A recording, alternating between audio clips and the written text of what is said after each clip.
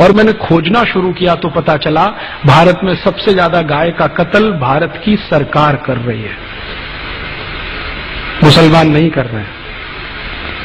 और इस देश में ऐसे कई मुस्लिम समाज हैं जिनको मैं जानता हूं जो गाय को वैसे ही पालते हैं जैसे आप पालते हैं।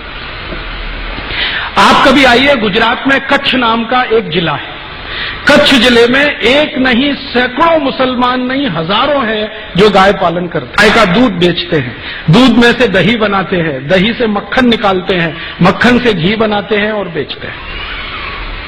आप राजस्थान में आइए, बीकानेर, जैसलमेर, बाड़मेर, ये तीनों जिलों में एक नहीं हजारों मुसलमान हैं जो गाय पालते हैं, गाय का दूध बेचते हैं, दूध में से मक्खन बनाते हैं, फिर घी बनाते हैं और धंधा करते हैं। राजस्थान का एक इलाका है अलवर, मेवात क्षेत्र कहते हैं। पूरा मेवात क्षेत्र जो है ना मुस्लिम समाज के भाइयों से डोमिनेटेड है। वहां एक नहीं सैकड़ों मुस्लिम भाई हैं जो गाय पालते हैं, गाय का दूध पीते हैं, गाय के दूध से दही बना के वैसा ही घी और बिजनेस करते हैं। मुसलमान गाय नहीं काटते। ये बहुत बड़ा भ्रम है जो हम हिंदुस्तानियों के बीच में फैलाया अंग्रेजों ने, और ये भ्रम फैलाया था अंग्रेजों की रानी ने, जिसको हम दुर्भाग्य से विक्टोरिया कहते रहे हैं। उसने एक चिट्ठी लिखा था 1894 में। अंग्रेजों का एक अधिकारी हिंदुस्तान में था, उसका नाम था लैंसडाउन, गवर्नर था इस देश में। उसको एक चिट्ठी लिखा, विक्टोरिया ने चिट्ठी लिखा कि देखो, हम भारत में जितने कत्ल खाने चलाते हैं उनमें सबसे ज्यादा गाय कटती है। ये भारत के हिंदुओं को पसंद नहीं है क्योंकि ये उनकी अधिष्ठात्री है, माने हम उसको पूजनीय मानते हैं, मातृ समान मानते हैं। हिंदुओं को पसंद नहीं है और वास्तव में मुसलमान भी नहीं पसंद करते गाय को मारना और उसको खाना। गाय तो हमारे लिए काटी जाती है, माने अंग्रेजों के लिए काटी जाती है।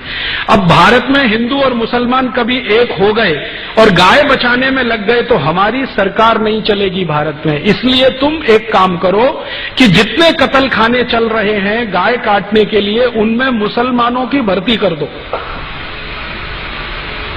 और हिंदुओं को बताओ कि गाय देखो मुसलमान काट रहे हैं।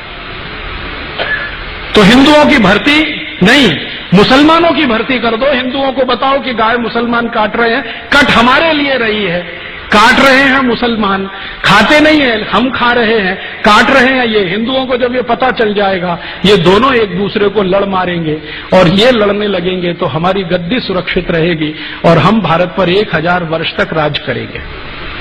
ये विक्टोरिया की चिट्ठी है, लैंसडाउन को 1894 में लिखी गई। इस चिट्ठी से पढ़कर मेरे समझ में आ गया कि पॉलिटिक्स क्या है इस देश में। पॉलिटिक्स ये है कि गाय कटे अंग्रेजों के लिए और लड़ते रहे हिंदू मुसलमान। हम एक दूसरे को गाली देते रहें, एक दूसरे की टांग खिंचाई करते रहें और अंग्रेज मजा करते रहें। इस तरह से अंग्रेजों ने वो एक जो पॉलिसी है ना, बांटो और राज करो, डिवाइड एंड रूल, वो ये है। तो इस डिवाइड एंड रूल में हमको फंसाया, गाय को कटवाया और एक दो नहीं करोड़ों गाय को कटवाया इस देश में। एक कत्ल खाना जो कलकत्ता से शुरू हुआ, धीरे धीरे भारत के हर कैंट एरिया में फैल गया। 350 कैंट एरिया अंग्रेजों ने स्थापित किए, 350 कत्ल खाने बना दिए। गांधी जी इन्हीं की खिलाफत करते थे अंग्रेजों के जमाने में। गांधी जी को बार बार लगता था कि ये कत्ल खाने बंद होने चाहिए। और गांधी जी के पहले एक और बहुत महान व्यक्ति हुए इस देश में जिनको बहुत पीड़ा होती थी इन कत्ल खानों के चलने से। उनका नाम था स्वामी दयानंद सरस्वती, जिन्होंने आर्य समाज की स्थापना की। उन्होंने तो अपने जीते जी एक फौज तैयार कर दिया गोरक्षा के लिए। स्वामी दयानंद सरस्वती ने एक संगठन बना दिया जिसका नाम आर्य समाज, आज तक जीवित है। 125 वर्ष पुराना संगठन है, कांग्रेस से भी पुराना संगठन। कांग्रेस जो राजनीतिक दल है ना, उससे पहले का ये आर्य समाज है। इसका एक ही काम था, गोरक्षा करना। और इस आर्य समाजी संगठन ने पूरे देश के नौजवानों को ऐसा चार्ज कर दिया था कि भारत के 7,32,000 गांवों में हर जगह गोरक्षा समिति बन गई थी। 1870 से ये शुरू हुआ और 1894 में आकर ये आंदोलन अपने सबसे उच्चतम शिखर पर था। और 94 में जब ये आंदोलन उच्चतम शिखर पर था तो भारत के हिंदू, मुसलमान, सिख, ईसाई, जैन, पारसी, बौद्ध सब मिलकर गोरक्षा में लगे हुए थे। और अंग्रेजों के सामने एक प्रश्न खड़ा कर दिया था कि एक भी गाय कटेगी तो अंग्रेजों की खैर नहीं। तो अंग्रेज घबरा गए थे।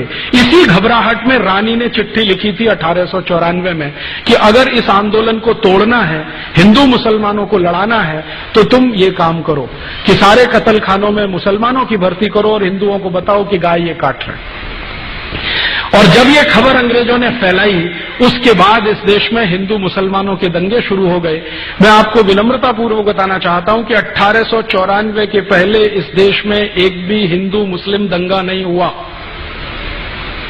पहला हिंदू मुस्लिम दंगा 1894 दिसंबर में हुआ, रानी की इस चिट्ठी के बाद, और उसके बाद लाइन लग गई दंगों की। फिर क्या हुआ? आजादी का प्रश्न पीछे आ गया, गोरक्षा का प्रश्न पीछे आ गया, हिंदू मुसलमानों का सांप्रदायिकता का प्रश्न सबसे आगे आ गया। और अंग्रेजों ने लगभग 60-70 साल तक इसी आग को जलाकर रखा और इसमें समय समय पर घी डालते रहे। वो कभी भी ये दोनों एक ना हो जाएं, इसके लिए पूरी ताकत लगाकर अपने एजेंटों को उन्होंने भारत की बहुत सारी संस्थाओं में घुसा के बिठा दिया।